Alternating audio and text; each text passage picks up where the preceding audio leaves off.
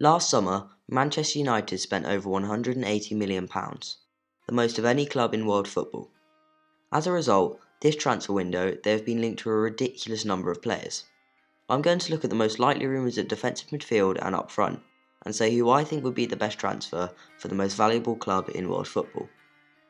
Firstly, United have been heavily linked to two Monaco central midfielders, Fabinho and Bakayoko. Although Ander Herrera was United's best player last season, if either Bakayoko or Fabinho is signed, he will likely only feature in the bigger games, where the Red Devils will look to compact the midfield in a 4-3-3 formation, instead of Mourinho's favoured 4-2-3-1. In their 4-2-3-1, the signed player would likely play as an anchor in defensive midfield, giving Paul Pogba more freedom to push forward and dictate games. In my opinion, Fabinho fits this role a lot better than Bakayoko. This season, Fabinho has played a similar role in Monaco's 4-4-2, with Bakayoko the more attacking of the two.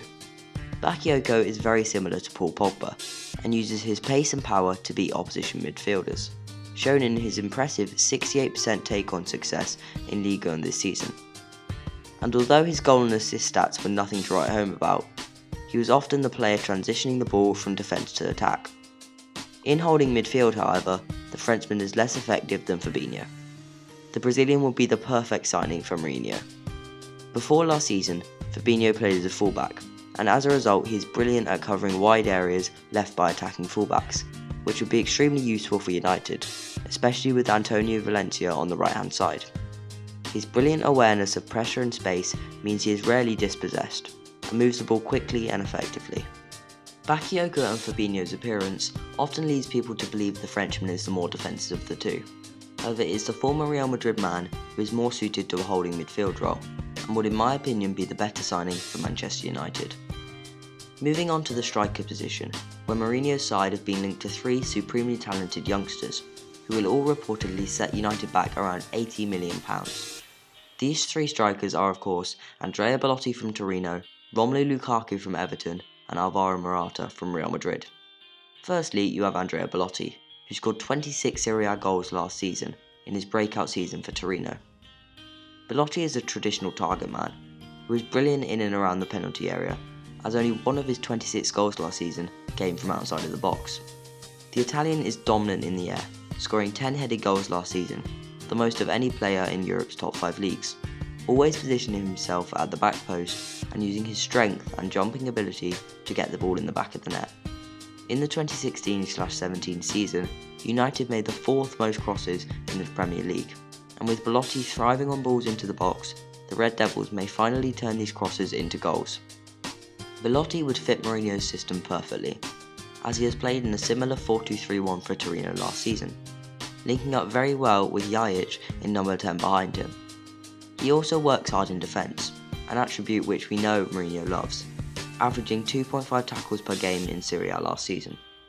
Moving on to the other rumoured strikers, Alvaro Morata and Romelu Lukaku, who have a very similar style of play, and unlike Belotti, are more poachers than target men. Despite only starting in the so-called Real Madrid B team this season, Morata has managed to score an incredible 20 goals, the best goal-scoring season in his career. Similarly, Lukaku has also had his best goal-scoring season in his career, racking up 25 goals in the Premier League. Although Lukaku's involvement in build-up play and all-round game improved massively last season, I would argue Morata is still more adept at bringing his teammates into play, with a 78% pass completion compared to Lukaku's 65% last season.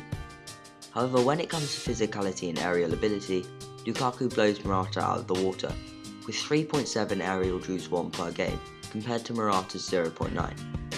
Both players excel on the counter-attack, especially Morata, who was involved in one of the best counter-attacking goals of all time, for Juventus against Bayern. Overall, either of Belotti, Morata or Lukaku would be an exceptional signing. However, if I were to choose one, I would say Belotti would fit Man United the best, and would probably be available for slightly less money. Thanks for watching, let us know what you think in the comments below, and don't forget to like, share and subscribe.